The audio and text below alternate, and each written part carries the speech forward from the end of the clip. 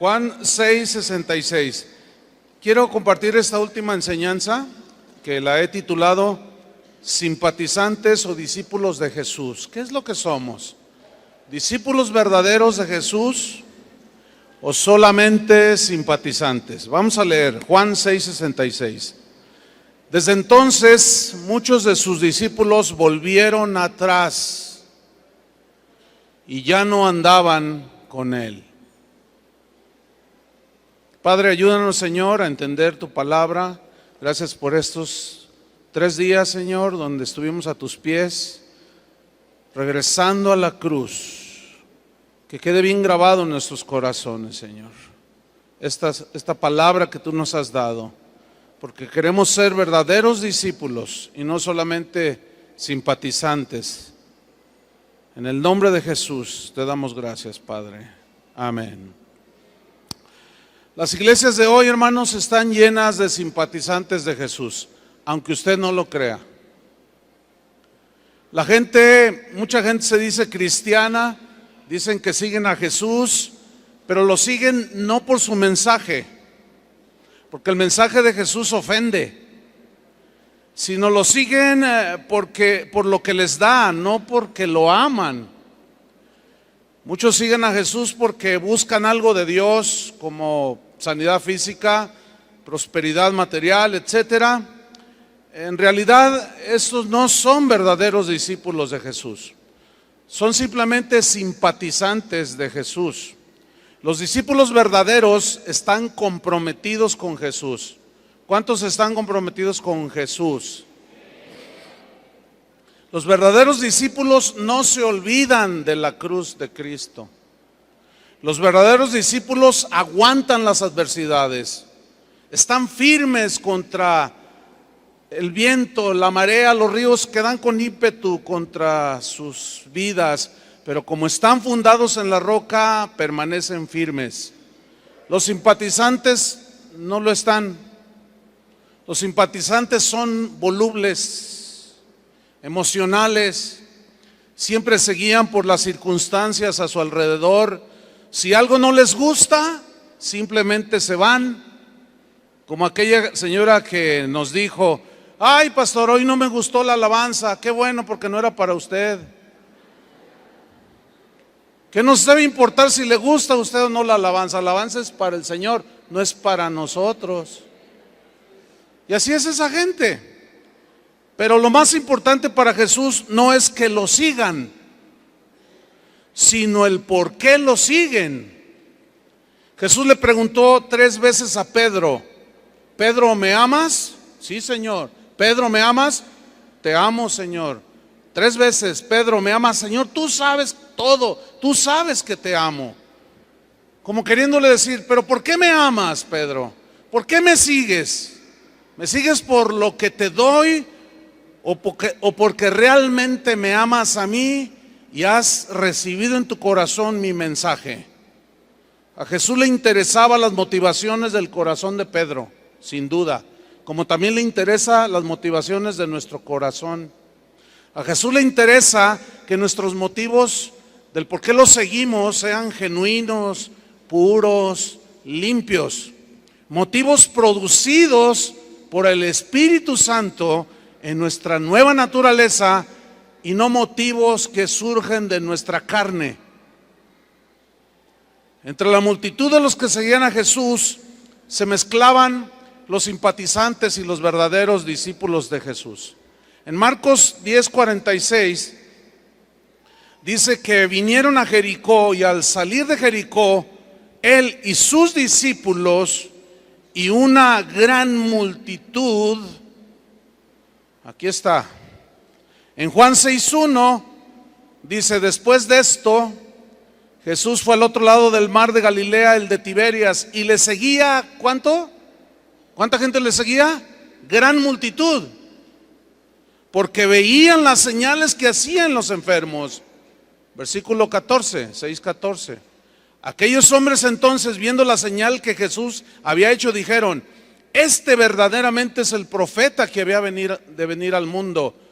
Pero entendiendo Jesús que iban a venir a apoderarse de él y hacerle rey, volvió a retirarse al monte él solo.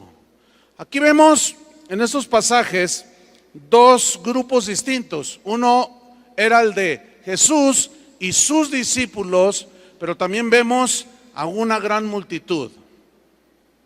La pregunta para nosotros es la siguiente: ¿cómo estás siguiendo tú a Jesús? ¿Cómo sigo yo a Jesús? ¿Como discípulo verdadero o simplemente como un simpatizante perdido entre la muchedumbre? Vamos a ver la diferencia de estos dos grupos. Volviendo al capítulo 6 de Juan, del versículo 1 hasta el 23, vemos el contexto del pasaje que leímos al principio, de Juan 6:66. Ahí nos habla de la alimentación de 5,000 personas. ¿Se acuerdan de ese pasaje? Que el Señor multiplicó los panes, los peces, y comieron todos y sobró, abundó, y la gente estaba contenta porque el Señor les había dado de comer. En el versículo 24, Juan 6:24, dice así. O sea, Jesús les dice: váyanse al otro lado del mar y yo luego los alcanzo. Ellos se suben a las barcas y se van, y Jesús después los alcanzó allá, y la multitud se quedó. Y miren lo que sucedió. Cuando vio pues la gente que Jesús no estaba allí, ni sus discípulos, ¿qué hicieron? Entraron en las barcas y fueron a Capernaum buscando a Jesús. Esa frase se oye muy piadosa, ¿no? Ay, mira, la gente tenía hambre del Señor Jesús y lo buscaban porque lo amaban, querían más de Jesús. ¿Querían más de Jesús o querían más sándwich de pescado? ¿Qué cree usted que quería la multitud? Bueno, versículo 25. Y hallándole, una vez un predicador dijo: y hallaron a Jesús, pero no explicó lo demás. Y hallándole, o sea, encontraron a Jesús. Hallándole no significa: ay, qué maravilloso fue esto, encontré a mi Salvador. No. Y hallándole al otro lado del mar le dijeron: Rabí, ¿cuándo llegaste acá? Hay que anotar allí, ¿por qué no le dijeron Señor? ¿Por qué le dijeron Rabí, que significa maestro? Había muchos maestros en Israel. Desde aquí se empieza a ver de cómo lo nombraron maestro. No Señor, mucho menos mi Salvador, ¿cuándo llegaste aquí? No, maestro. Hay un montón de maestros. Aquí ya estaban ellos revelando parte de su corazón. Versículo 26. Respondiendo Jesús y les dijo: de cierto os digo, que me buscáis no porque habéis visto las señales, o como dice otra versión, porque hayan entendido quién soy yo al haber hecho estas señales, sino por la señal misma, sino porque comisteis el pan y os saciasteis. Yo quiero hacer notar algo, hermanos. Jesús, como decía Daniel, es la verdad, y Él habla la verdad, y nosotros tenemos que hablar la verdad. Y así como Jesús, Él no se anduvo como hoy muchos predicadores dicen: ay, no les podemos hablar así tan claro a la gente porque se ofenden, dice. Y Jesús fue claro y directo. Dice: ustedes me siguen porque ayer comieron pan y se saciaron. Eso es bastante agresivo, ¿no creen? Versículo 27. Trabajad, no por la comida que perece, sino por la comida que a vida eterna permanece, la cual el Hijo del Hombre os dará, porque a este señaló Dios el Padre. Vemos aquí que esta multitud había comido de aquel milagro maravilloso, ciertamente, de multiplicación de peces, de panes, pero ellos buscaban a Jesús no por el mensaje de Jesús, sino porque ni tampoco porque les interesara a Jesús como Salvador, sino lo empezaron a seguir por conveniencia. Como decimos aquí en México, ese refrán popular: a la gorra no hay quien le corra. O sea, a lo gratis pues ¿quién no recibe lo gratis, verdad? La gran paradoja es que la salvación es gratuita y no la reciben, pero sí quieren pan, sí quieren casas, sí quieren carros. Esa es la gran paradoja, ¿no? Por conveniencia seguía esta multitud a Jesús. Ellos habían comido gratis y les gustó. Claro. Esa multitud solo pensaba en lo terrenal, en lo pasajero. Su mente no estaba pensando en lo eterno. Es como si Jesús les dijera: ustedes están tan ocupados pensando en su estómago, y como dijo el apóstol, cuyo Dios es el vientre, que solo piensan en lo terrenal. Ustedes nada más están pensando en su estómago y no les importa alimentar su alma. Ustedes nada más tienen su mente en lo pasajero, pero el reino de Dios no consiste en comida ni bebida. A los simpatizantes solo les interesa lo material, solo les interesa su comodidad, lo que les conviene. Ellos no entienden que no solo de pan vivirá el hombre, no lo entienden, sino de toda palabra que sale de la boca de Dios, palabras de vida eterna. Y Jesús resume su enseñanza y su reprensión y les dice en el versículo 27, Juan 6, 27, trabajad no por la comida que perece, sino por la comida que a vida eterna permanece. Es decir, que su énfasis no esté en las cosas pasajeras. Eso mismo lo dijo en el libro la carta de Mateo, el Evangelio de Mateo. Buscad primeramente el reino de Dios y su justicia, y todas estas cosas, la comida, el vestido, el techo, serán dadas por añadidura. Mucho tiempo atrás un profeta había preguntado: ¿por qué os gastáis el dinero en lo que no es pan y el producto de vuestro trabajo en lo que no satisface? Pero ahí está la multitud. Algunos de ellos seguían a Jesús, unos por la comida, otros por los milagros que vieron. Pero a la hora de la verdad, esta gente abandonó a Jesús. En Juan 6, hasta el versículo 58, allí Jesús da un discurso extraordinario, pero a la vez muy confrontativo para los que lo estaban oyendo. Él dijo: Moisés no les dio el verdadero pan del cielo, él les dio el maná, pero he aquí el verdadero pan del cielo. Jesús estaba diciendo: Moisés les dio algo pasajero para saciar vuestra alma momentáneamente, pero Dios el Padre les da el verdadero pan del cielo que salvará vuestras almas. El que no come mi carne y bebe mi sangre no puede estar conmigo. Eso significa participar de su sacrificio. Ella les empezaba a dejar en claro, comenzaba el Señor a dejarles en claro que la consumación del plan de Dios en la cruz tenía que llegar.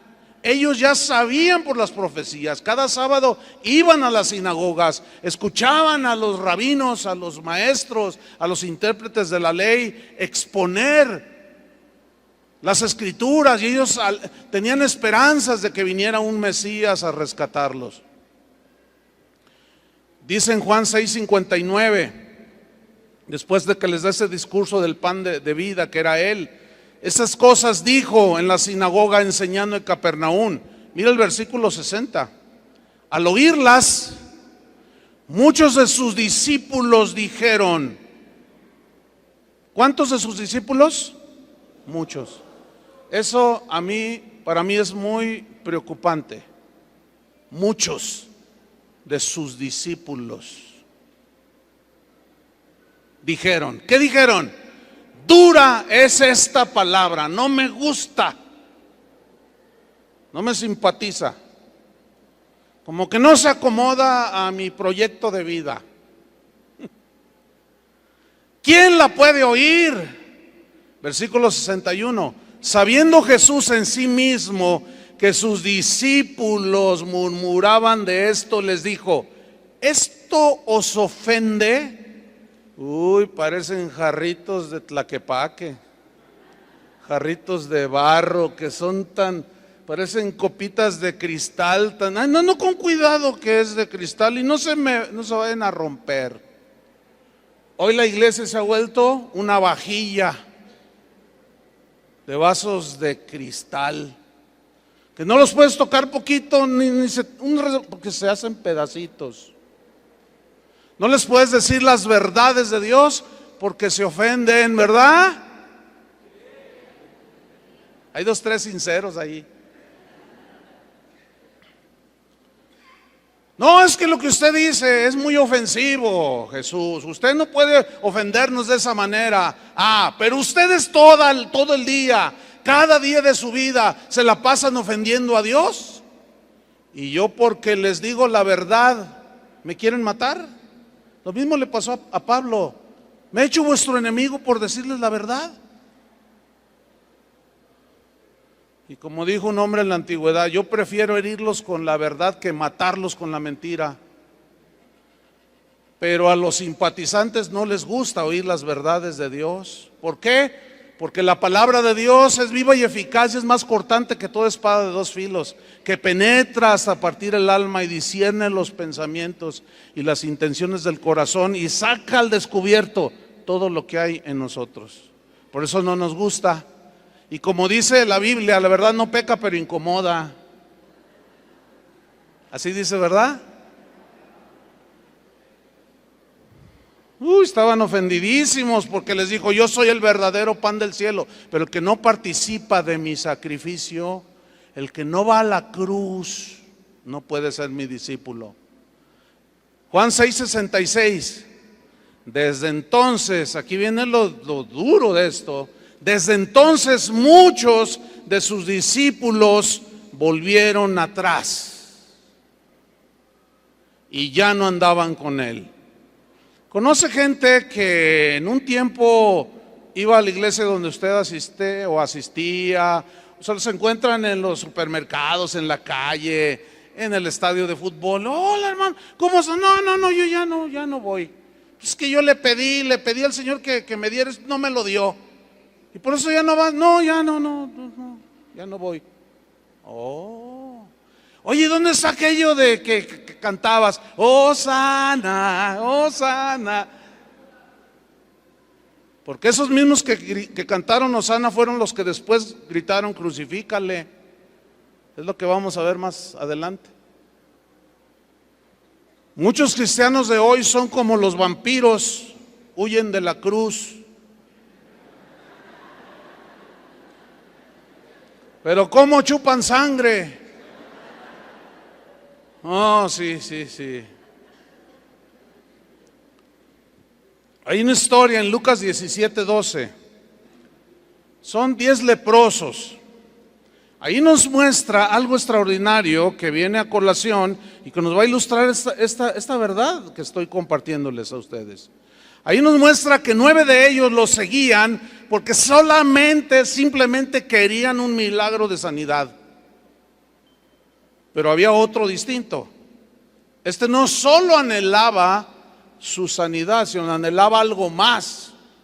Dice Lucas 17:12: al entrar en una aldea, le salieron al encuentro 10 hombres leprosos, los cuales se pararon de lejos y alzaron la voz diciendo: Jesús, Maestro. Otra vez maestro.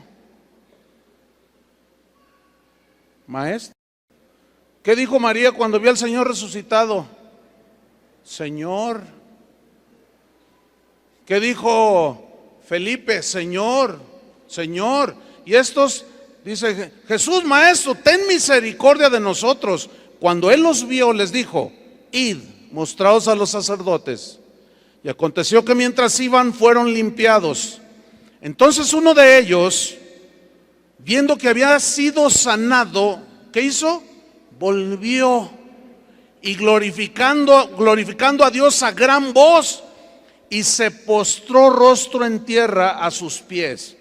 Aquí en la palabra postrar es donde está la esencia de la conversión en este caso. Porque esta palabra postrar en el griego es una palabra proskuneo, que significa postrarse para adorar al Dios, a Dios único. Reconociendo que Él es el Señor, el todo, el Creador y el Salvador. Entonces se postra en rostro a sus pies, dándole gracias, y este era samaritano. Pero miren la reacción de Jesús. Respondiendo Jesús dijo: ¿no son 10 los que fueron limpiados? ¿No son 10 los que fueron limpiados? Bueno, había otra gente allí mirando todo aquello. Y los 9, dice, ¿y los 9 dónde están? No hubo quien volviese y diese gloria a Dios sino este extranjero. Y le dijo: levántate, vete, tu fe te ha salvado. Este hombre se fue no solo sano, sino salvado. ¿Cuántos de ustedes han ido a una campaña, esas campañas muy socorridas de sanidad? ¿Ha visto milagros? ¿Sí? Pero por montones, ¿a poco no? Yo he visto con mis propios ojos, ahí enfrente de mí en alguna ocasión, bueno, varias, gente sanando de una manera impresionante. Pero pregúnteme dónde están ahora. Ellos fueron por su milagro. Claro, venga por su milagro. Lo demás no importa, usted nada más venga por su milagro. Pero para Jesús sí importa. Tenemos que predicar el evangelio de la salvación. No podemos darnos el lujo de que solamente la gente obtenga lo que quiere, porque el Señor les recriminó a aquellos: ustedes nada más vienen porque comieron. Y también a nosotros nos recriminará si solamente damos una parte del evangelio y no damos todo el consejo de Dios. Les voy a hacer una pregunta: ¿qué es más importante y trascendente para la vida de un ser humano? ¿Sanidad en su cuerpo o que su alma sea salvada de la condenación del infierno? Entonces, ¿por qué no predicamos eso? Porque estos 9 leprosos ahorita en este mismo momento están en el infierno.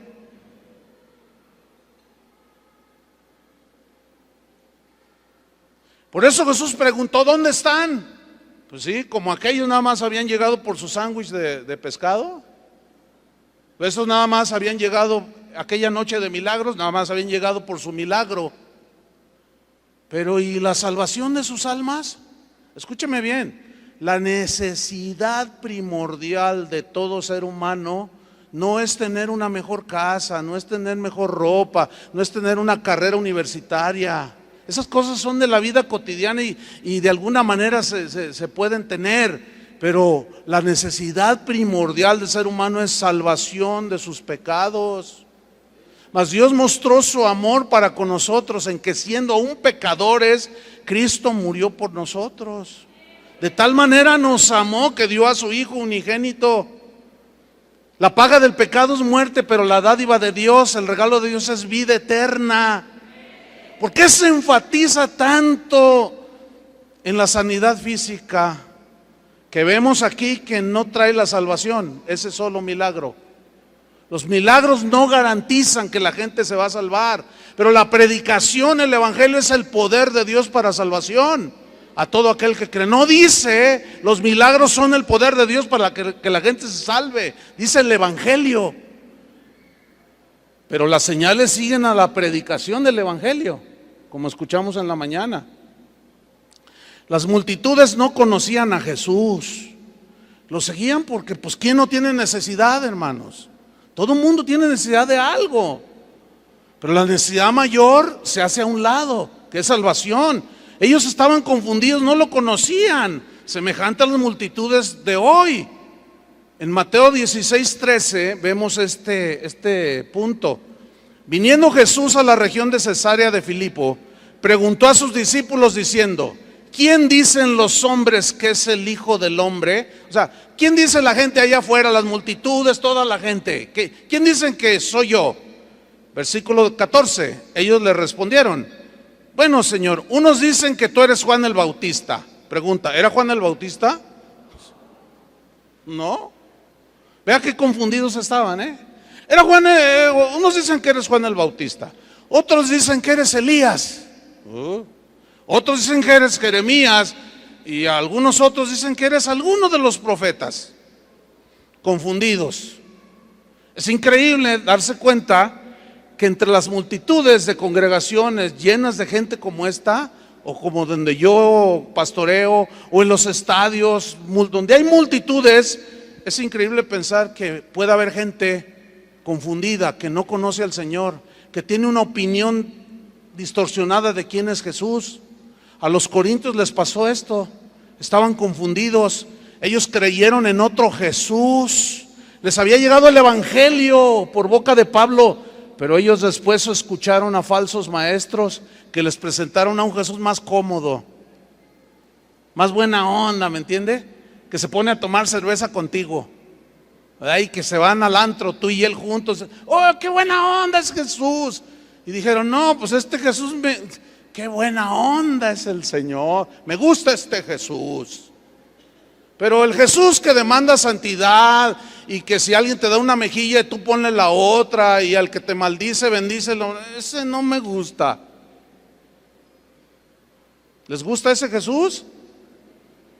Ya quedaron bien calladitos, se ven más bonitos.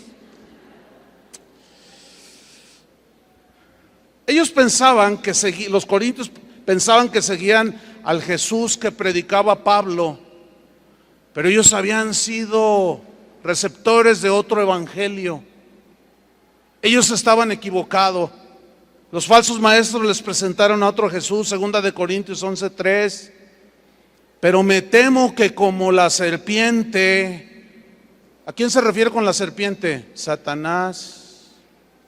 Con su astucia engañó a Eva.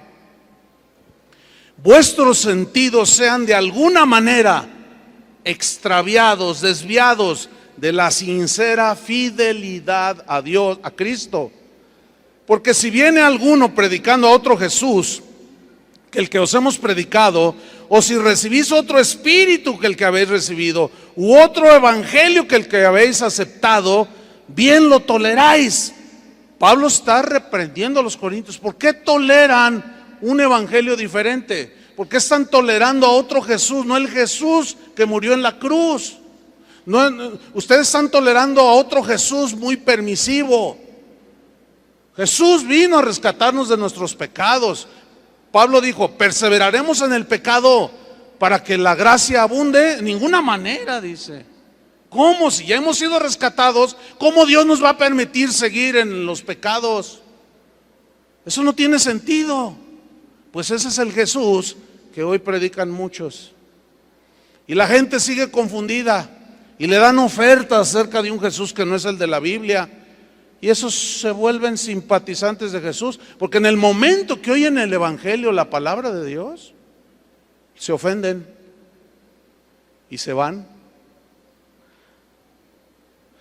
La multitud que seguía a Jesús lo vitorió, lo alabó con emoción, con aplausos cuando él entró en Jerusalén, ¿se acuerdan?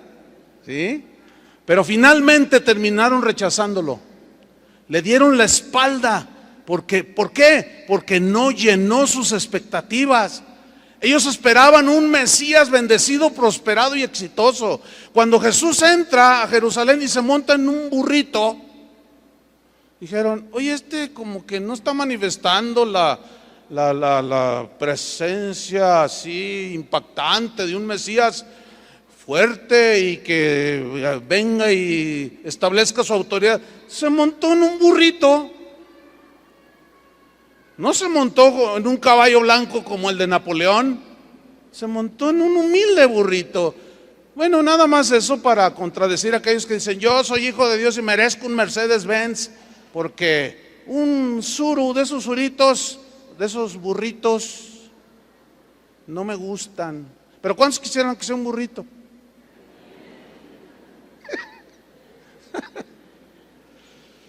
Por eso vinieron, ¿verdad? A ver si Dios se los daba.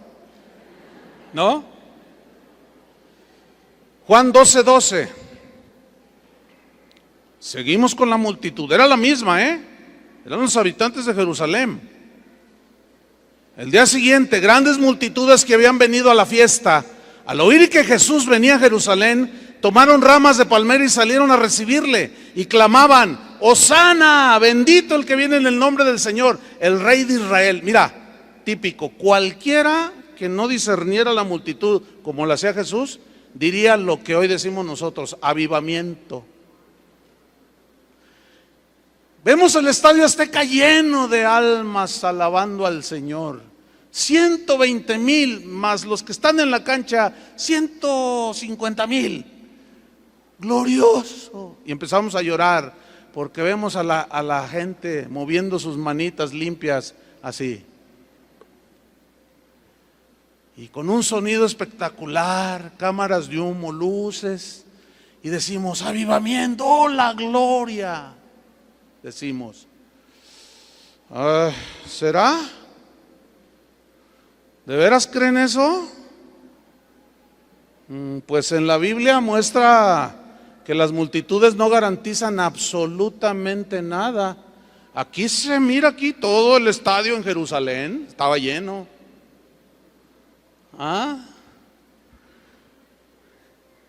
Por otro lado, Jesús les declaraba una y otra vez que Él tenía que morir en una cruz.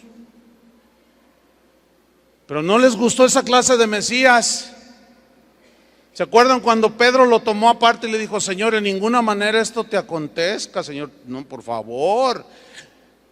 Pedro era sincero en su deseo de que no sufriera Cristo, ¿sí o no? Sí, pero estaba rotundamente equivocado. Eso era de la carne. Eso eran sus propias intenciones, pero totalmente fuera del propósito de Dios. Todo lo que escuchó en la sinagoga, los sábados de Isaías 53, se le olvidó la cruz. Y trató, fíjense qué osadía, qué ignorancia, qué debilidad humana. La de Pedro, igual a la de nosotros. De decirle al Señor: Señor, en ninguna manera subas a la cruz. ¿Se pueden imaginar a Jesús haciéndole caso, así llorando y diciendo: ay, sí, Pedrito, no te sientas mal? Lo bueno es que Jesús no es emocionalista como nosotros, que está ahí el niño haciendo sus berrinches y llega con la mamá y le da un puntapié y luego: niño, estése quieto y cállese. Ese niño necesita una disciplina, por el amor de Dios. Entonces el papá toma la autoridad que Dios: ven, hijito, necesitas una disciplina. Y la mamá: ay, no, pobrecito, está chiquito. Y el papá dice: de veras, ¿verdad? Sí, déjalo. Y al rato tienes todo un delincuente que un día te va a sacar la pistola. Qué bueno que Dios no es así. Qué bueno que Dios es amor. ¿Cuántos dicen amén? Y Dios al que ama, disciplina y azota a todo el que recibe por hijo. Porque si no recibís disciplina, es porque entonces no sois hijos de Dios, dice. Sois bastardos. Eso suena bien feo, pero es la verdad. Y Dios no es como nosotros, emocionalista, que lo vencen las emociones. A nosotros sí. Por eso debemos de permitir que el carácter de Cristo se forme en nosotros. A mí como pastor no me gusta, créanmelo, en mi carne no me gusta disciplinar a los hermanos. Pero tengo que hacer a un lado mi emoción natural. ¿Entiende? Para hacer la voluntad de Dios. Porque ahí está estipulado que nosotros tenemos que aplicar la disciplina del Señor. ¿Cuántos discípulos dicen así es? Y no les gusta. A ningún niño le gusta la disciplina. Pregúntale si verá. Oye, hijo, ¿te gusta que tu papá te discipline? No, pues tampoco a ustedes, yo lo sé, yo también soy hijo de Dios y duele. Pero cada vez que Dios me disciplina, en lugar de correrle, digo: gracias, Señor, porque esa es prueba de que soy tu hijo y no me vas a dejar hacer lo que me da mi gadarena gana. O endemoniada, para que me entienda. ¿Qué pasó con esa multitud que victorió a Jesús? ¿Qué fue lo que pasó? Mateo 27, 16. Textos que ya tocó Daniel. Tenían entonces un preso famoso llamado Barrabás. Reunidos pues ellos, les dijo Pilato: ¿a quién queréis que os suelte? ¿A Barrabás o a Jesús llamado el Cristo? Versículo 20. Pero los principales sacerdotes y los ancianos persuadieron, ¿a quién? A la multitud. Persuadir aquí significa manipular. Desgraciadamente la multitud, la gente no sabe pensar por sí misma, se deja llevar. Cuando la Biblia dice que a los hijos de Dios se nos ha dado el Espíritu Santo, y el Espíritu Santo a cada uno de nosotros nos guía a la verdad. No nos dejemos arrastrar nada más porque voz del pueblo, voz de Dios. Ese es un dicho allá de los romanos y allá de la antigüedad, pero es falso. ¿De cuándo acá? Porque la multitud decide algo, es la voz de Dios. Eso es totalmente antibíblico. ¿Qué pasó aquí? ¿A quién quieren que os suelte? ¿A Barrabás o a Jesús llamado el Cristo? Los principales, los líderes, los encargados de dirigir a la gente en los caminos de Dios, ¿qué hicieron? Persuadieron a la multitud que pidiese a Barrabás, versículo 20, y que Jesús fuese muerto. Es lo que sucede el día de hoy. Los líderes, los pastores, los maestros, apóstoles, evangelistas, pastores, persuadiendo a la multitud, pero no en los caminos de Dios. No que escojan a Jesús, sino que hagan barrabasadas. Escojan lo que Dios aborrece, persuadidos por los líderes. Eso es muy lamentable. Versículo 21, Mateo 27, 21. Y respondiendo el gobernador les dijo: ¿a cuál de los dos queréis que os suelte? Y ellos dijeron: a Barrabás. Ya estaban convencidos. Siento en mi corazón que Barrabás. Anoche soñé, tuve una visión que Barrabás es bien buena onda. Por eso sigo a Barrabás. Versículo 22, Pilato les dijo: ¿qué pues haré de Jesús llamado el Cristo? Todos le dijeron: sea crucificado. ¿Qué está pasando aquí? Los simpatizantes, los discípulos que un día aclamaron a Jesús, y otro día gritan que lo maten. Eso me lleva a una conclusión: las multitudes no garantizan absolutamente nada. Ahora vemos a los verdaderos discípulos. Los verdaderos discípulos jamás abandonan a su maestro. Pueden tropezar como Pedro, pero Jesús intercederá por ellos. ¿Cuánto le dan gracias al Señor? Como lo hizo por Pedro, y nos levantará, hermanos.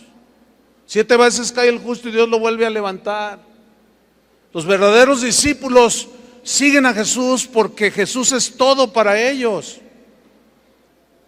Para los verdaderos discípulos no es tan importante si comen o no comen, si son sanados o no son sanados. Su único refugio es Jesús. Y como dijo un cristiano en la antigüedad, la verdadera fe es aquella que cuando tú le pides a Dios y Él te responde, te gozas y le das gracias. Y si no te responde lo que le pediste, sigues creyendo en Él. Juan 6:66, que no tiene que ver nada con el anticristo, no, porque déjeme decirle algo, hay una de supersticiones dentro del cristianismo de hoy, espantosa. Ahora en una conferencia que tuvimos en Guadalajara, se me acerca al final, es de pastores, se me acercó un pastor, me dijo: oiga pastor, venía con otros dos. Oiga pastor, ¿le puedo hacer una pregunta? Yo le dije: por supuesto, si está en mí respondértela adelante. Dice: bueno, es que mire, la primera noche que usted predicó, traía usted un saco con un botón abrochado, nada más. Ah, sí, no, pues no. Dice: anoche traía un saco con 2 botones abrochados. Ah, pues no sé, no me fijé. Dice, y ahorita trae uno con 3 botones abrochados. Dice, ¿cuál es el mensaje? ¿Puedes creer eso, Dani? Y yo le hice así, bueno, más bien le hice así, ¿tú eres pastor? Me dice, amén. Le dije, pobre de tus ovejas. Así le dije. Qué tragedia tener un pastor tan supersticioso. Pero yo los estaba observando. Le dije, mira, es como si yo te dijera ahorita, mira, fíjate. Tú traes la camisa con el botón abrochado. Él la trae sin el botón aquí, el último, desabrochado. Y él trae 2 botones desabrochados. ¿Cuál es tu mensaje para mí? No, pues,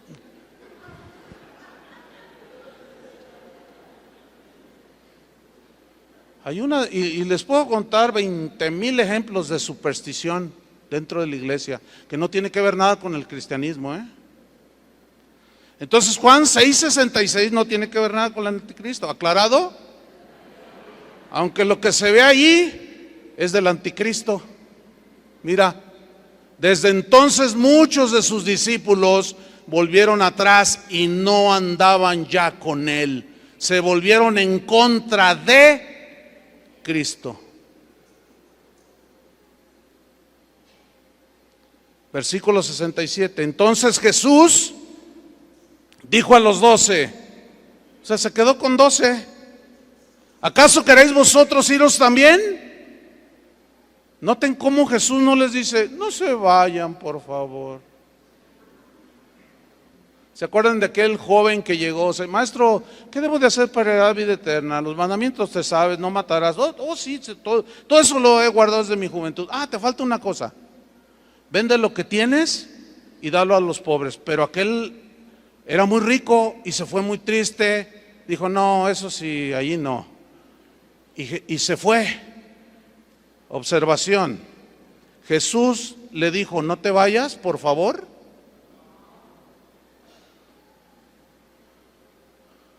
Cuando alguien, al menos en mi congregación donde yo pastoreo, sale como ese joven, yo no hago el mínimo intento de detenerlo. Jesús no lo hizo. ¿Yo quién soy para ser más misericordioso que él? Suena duro, ¿no? Pero vean. Y volteé con sus discípulos y digo, les digo que el que no toma su cruz cada día y viene en pos de mí, no puede ser mi discípulo. Eso es duro. Eso no lo aguantan los simpatizantes. Eso es para los verdaderos discípulos. ¿Cuántos dicen amén? ¿Y a su nombre? Más o menos, se oyó. Así como en Jerusalén se oyó. ¿Acaso queréis iros vosotros también? Respondiendo el 68, Simón Pedro le respondió, Señor, ¿a quién iremos? Fíjate cómo, qué diferente, los otros, Rabí. Y este le dice, Señor. Eso es significativo, Señor, ¿a quién iremos? Tú tienes, subrayen, palabras de vida eterna. Y nosotros hemos creído y conocido que tú eres el Santo de Dios. Entonces los verdaderos discípulos no buscan su comodidad ni su conveniencia. Ellos aman a Jesús y su palabra. ¿Por qué? Porque su palabra es vida para el verdadero discípulo. Si un verdadero discípulo, por poner un ejemplo bíblico, fue el apóstol Pablo. Sé tener abundancia y sé tener escasez. Con todo estoy enseñado, así como para tener abundancia, como para padecer necesidad. Todo lo puedo en Cristo que me fortalece. O sea, las circunstancias externas a mí no me mueven, porque mi fe no está fundamentada, ni mi actitud es de que yo sigo a Jesús si hay abundancia. Porque si hay escasez, entonces ya no, porque pues yo soy hijo del rey y yo no merezco tener necesidad. ¿Dónde ha oído eso? Eso no es el evangelio, mis queridos hermanos. A muchos les han enseñado a vivir en la abundancia y nunca les han enseñado a vivir en la escasez. como al discípulo Pablo.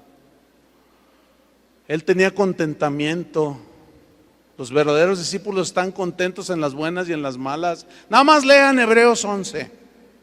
Perseguidos, muertos a pedradas, partidos a la mitad, andaban errantes con pieles de ovejas, pobres, hambrientos. Ay, ese evangelio como que no, ese evangelio ya se perdió. El de hoy es World Trade Center. ¿A quién no le gusta irse a sentar al World Trade Center? Pues sí, pero ¿qué si no es World Trade Center? Y es la última colonia del Distrito Federal.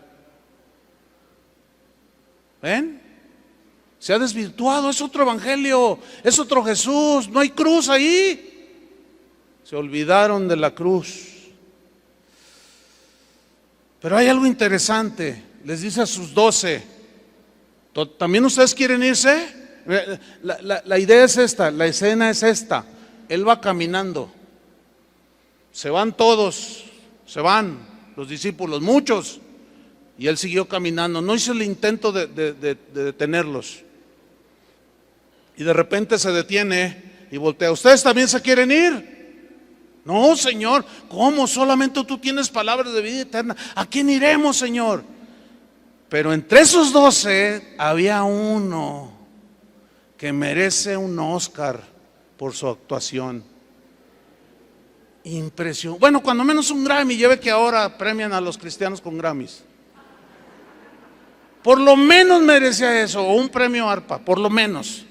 Porque ese Judas supo fingir, supo aparentar que era un verdadero discípulo hasta el final.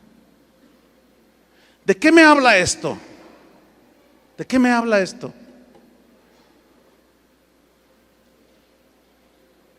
De que entre la multitud, sin duda, hay genuinos discípulos, pero también hay algunos que siguen actuando, pero no son. Quisiera decirles con todo mi corazón lo contrario, pero estaría yo agrediendo lo que dice la Biblia. ¿Me explico? Estaría yo diciendo cosas como para quedar bien con ustedes, como para congeniarme con ustedes. Y Pablo decía que él decía, si yo agradara a los hombres no sería siervo de Cristo. Los predicadores, los pastores no estamos para agradarlos a ustedes, estamos para decirles la verdad, para que corrijan sus caminos. Y también uno está incluido, por supuesto. Nosotros no somos como los diputados del Congreso. Nosotros no tenemos fuero espiritual. Ellos dictan leyes y las violan, roban, transan, mienten, se aprovechan de todo. No todos, aclaro. Pero ellos tienen fuero, la ley no les hace nada. Ahí hacen el cuento de que juicio político. ¿Y cuántos juicios políticos ha habido aquí en México? ¿Cuántos están en la cárcel? Nos quedaríamos casi solo el Congreso. Los pastores no somos como los diputados y los senadores. Nosotros no tenemos fuero espiritual. ¿Entendieron eso? Es decir, aquí en este mismo mensaje yo también me siento de aquel lado. También es para mí. Y esto lo digo para los pastores que a veces somos a veces como los fariseos. Les decimos cosas, pero nosotros ni con un dedo las movemos. Les decimos den y nosotros no damos. ¿Cómo está el asunto? Predicamos del perdón y estamos amargados con el pastor de la iglesia de enfrente. Y total se vuelve todo esto un caos. Y esto, hermanos, la Biblia dice, Jesús dijo que nosotros somos la luz del mundo. Judas, vamos aquí con este gran actor. ¿Qué sucedió con este gran actor? Bueno, ¿se acuerdan cuando llega antes de la aprehensión de Jesús, lo que se conoce como la última cena? Cuando el Señor instituye este memorial, que es de recuerdo, que no se les olvide que yo morí por ustedes, que no se olviden de la cruz. Y están todos allí comiendo y cenando, y Jesús toma la palabra y dice: uno de ustedes me va a entregar. Entonces los discípulos ante eso se sintieron inseguros, y como ellos ya para ese entonces ya sabían que Jesús sabía todo. ¿Seré yo, maestro? ¿Seré yo? Decían, ¿seré yo? En una película se ve que uno le dice: pregúntale si soy yo. Creo que era Andrés. Pregúntale. Y bueno, en la película, oye, dice Andrés que no, él no es. Porque Jesús sabía quién era. Y luego les dice: el que meta conmigo su pan, tome su pan y meta su mano en mi plato, ese es el que me va a entregar. Oiga, algo más descriptivo que eso no puede ser. Bueno, ¿cómo se dio eso? De alguna manera, a la hora de compartir la comida, el cordero pascual. Llega Judas y lo mete y va y se sienta. Y todos lo vieron. Y de repente se sale Judas y dicen: ¿y a dónde va? Y respondieron los discípulos: es que va a ir a darle de comer a los pobres. ¿Se fijan cómo los mismos 11 estaban plenamente convencidos que Judas era uno como ellos? ¿Era verdad? No. Judas, ya no voy a describir más, lo describió excelentemente Daniel. Judas fue un no nacido de Dios, nunca se arrepintió, nunca fue lavado con la sangre de Cristo, pero llegó al colmo de la astucia, llegó al colmo de la desvergüenza. Era un cínico. Hasta el último momento, todo planeado de una manera diabólica. Y allí en otro de los evangelios dice: y Satanás entró en su corazón. A él sí lo posesionó. Pero hacía cosas buenas.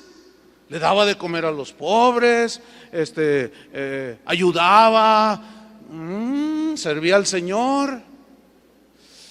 Yo cuando en la vida ministerial, cuando he visto episodios que han dolido al corazón por gente que traiciona, ¿no? ¿Saben cuál es mi consuelo? Pero poderoso. Leo ese pasaje y digo: pues si a Jesús se le metió un Judas, que no se me metan a mí 2, 3 por ahí. El asunto es que la Biblia dice, le dice Pablo a Timoteo: toda la escritura es útil para enseñar, para redarguir. Significa confrontarlos con la verdad. Y nuestra responsabilidad es confrontarnos todos con la verdad de Dios. ¿Qué eres? ¿Un verdadero discípulo o solamente un simpatizante que hasta ahorita ya llevas la comedia casi al final de tu vida? Que si no te arrepientes, terminarás como Judas. Así de fuerte es.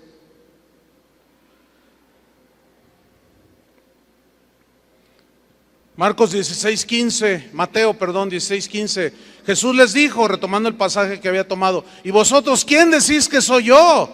Respondiendo Simón Pedro dijo: tú eres el Cristo, el Hijo del Dios viviente.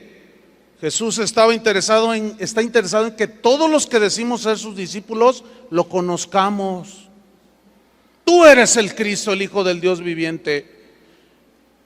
Esos discípulos de antaño estaban dispuestos a ser fieles hasta el final. Los verdaderos discípulos, pues, no les importa otra cosa que hacer la voluntad de Dios. Por eso es que los verdaderos discípulos son aquellos que permanecen en su palabra. Él lo dijo claramente, Juan 8:30. Hablando él estas cosas, muchos creyeron en él. ¿Se fijan cómo en el capítulo 6 muchos se fueron? Pero aquí otros tantos creyeron en él. Pero miren lo que les dijo. Dijo entonces Jesús a los judíos que habían creído en él: si vosotros permaneciereis en mi palabra, permanecer en su palabra, seréis verdaderamente mis discípulos y conoceréis la verdad, y la verdad os hará libres. ¿Libres de qué? De la esclavitud del pecado, hermanos. ¿Cuántos son libres de eso? Déjame terminar con una historia de los primeros siglos allá en el desarrollo del cristianismo. Es una historia que data del año 304 después de Cristo, de una pareja cristiana que llevaban 3 semanas de casados cuando fueron separados por la persecución. Él se llamaba Timoteo y fue llevado ante el gobernador, quien lo presionaba para que se volviera otra vez al paganismo, a los ídolos. Pero viendo el gobernador que Timoteo, viendo que sus esfuerzos eran inútiles y que Timoteo permanecía firme, dispuesto a dar su vida por su Señor, el gobernador sabía que Timoteo tenía una copia de algunas de las escrituras y le ordenó que se las entregara. Cuando se las trajeron, este gobernador las quemó. Timoteo respondió antes de ese episodio que quemaran las escrituras: si tuviera hijos, dijo, los entregaría primero antes de entregarte las sagradas escrituras. Aún me las podrás quitar, pero no las podrás sacar de mi corazón.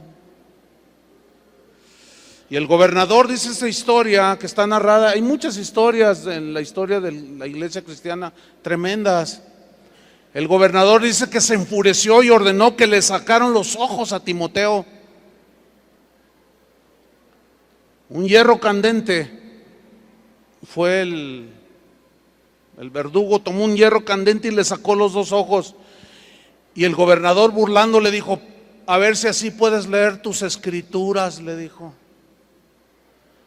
Timoteo, dice esta historia, soportó el tormento y el gobernador se enojó más y ordenó colgarlo de cabeza con una piedra en el cuello para que estirara, y le taparon la boca y mandaron traer a su recién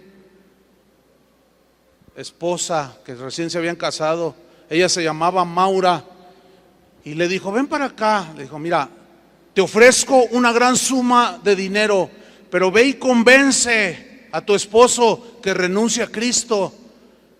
Y empezó a coaccionarla, empezó a presionarla, y Maura, dice la historia, que amaba profundamente a Timoteo, empezó a titubear y acepta el ofrecimiento del dinero para convencer a Timoteo de que renegara de su fe y de esa manera perdonarle la vida. Y lo llevaron ante Timoteo y empezó a escuchar lo que su esposa amada le estaba diciendo, y él daba señas de que le quitaran el trapo que habían puesto en su boca. Y un soldado allí le dijo: ¿qué quieres decir? Pensó que iba a renegar de la fe. Y Timoteo lo que hizo, dice esa historia, fue reprender con lágrimas y con un tono de misericordia, pero reprendió fuertemente a su amada esposa.